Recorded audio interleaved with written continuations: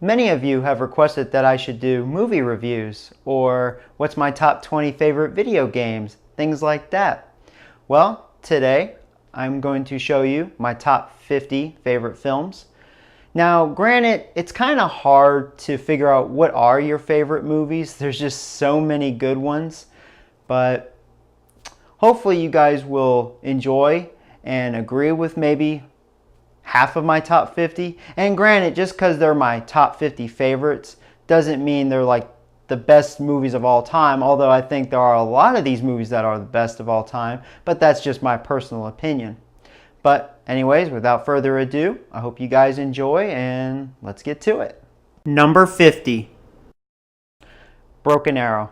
Now I know there's nothing special about the movie, it's your typical action movie, but when you have John Travolta and Kristen Slater together, can't go wrong, right?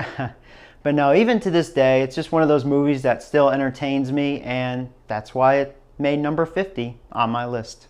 Number 49, The Birds. Now, when I first saw this as a kid, it really scared me and made me terrified of birds. And I know some people may be like, the attack of killer birds, how lame, right?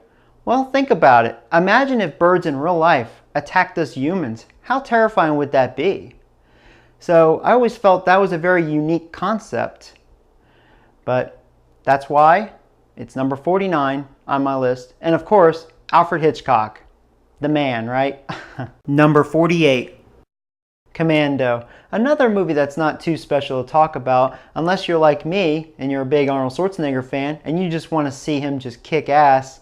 And that's all it is. Arnold Schwarzenegger's daughter gets kidnapped and, well, he goes, rescues her, and whoops some ass. And it's just like that old saying, don't fuck with daddy's little girl. Number 47, Godzilla. This is the movie that got me started liking monster movies, especially later when Godzilla would face all these random monsters. It just got me more and more interested and just hooked. Now, the special effects back then weren't anything to rave about, but I still appreciate them. And even though I may like some of the later Godzilla movies, I'm still picking the original over all of them because that's where it all started and I just highly appreciate it. Number 46, The Blob. Another monster movie, right? I will warn you, you will see some monster movies on my list. I'm just into monster movies. But I always enjoyed The Blob. It's just a blob.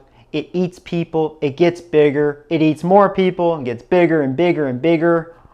It just gets out of control. And I always enjoyed the kill scenes.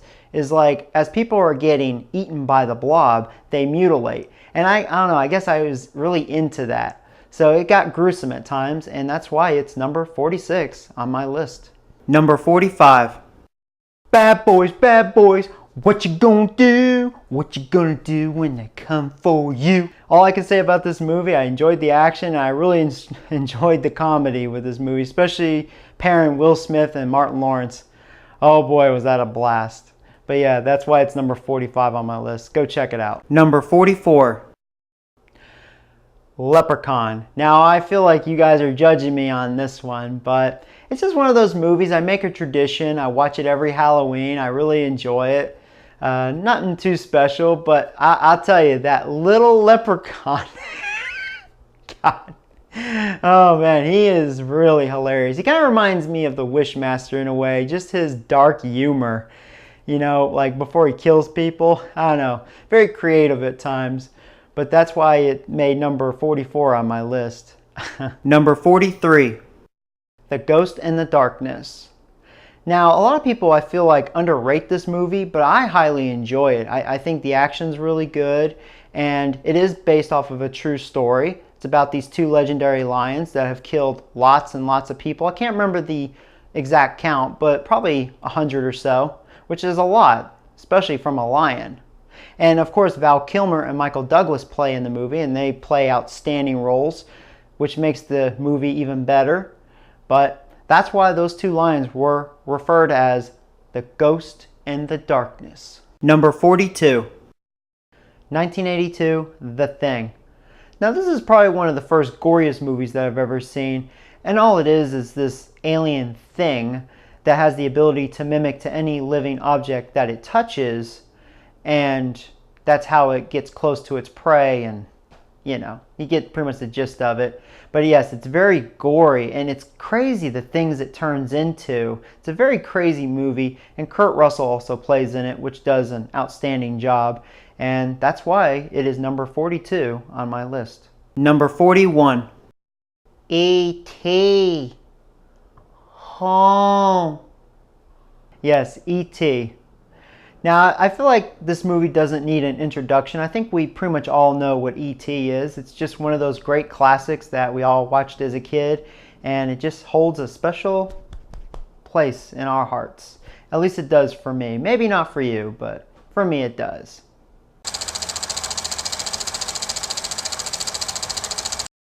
E.T. wanna go home, motherfucker, so I can get me some alien pussy.